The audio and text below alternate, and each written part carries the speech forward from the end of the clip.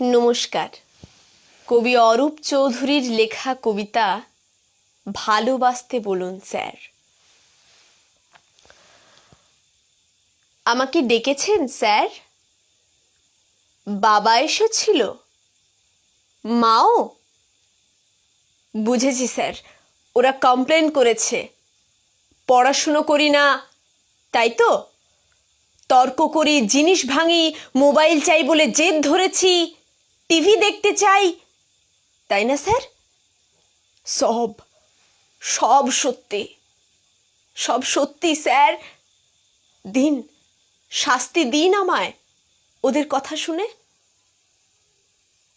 কি বললেন স্যার? শাস্তি দেবেন না? আপনি ওদের দলে নন? আমার কথা শুনতে চান? বলুন, কি শুনতে চান? ভালোবাসে বাবা মা?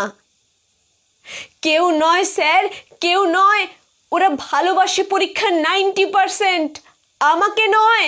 শুধু পড়া চাই ওদের, রাত দিন। ভালোবাসা নেই স্যার, ভালোবাসা নেই ওদের কাছে। ভালো আশা, ওদের ভালোবাসার নম্বরের টার্ম ডিপোজিট। ওরা মানুষ গড়তে চায় না, চায় মেশিন, নম্বর তোলার জ্যান্ত একটা মেশিন। জানেন স্যার, ওরা আমাকে ফুল আঁকতে দেয় না, গুপি বাঘা গাইতে দেয় না। চাঁদ দেখতে চাইলে জোর করে স্টাডি টেবিলের ল্যাম্পের তলায় বই দেখায়। পথের পাঁচালি পড়তে গেলেই প্রাইভেট টিউটরের সময় বলে। জানেন স্যার, 9-এ পড়ি, 6টা টিউটর। আমাকে নিজেকে পড়তেই দেয় না ওরা।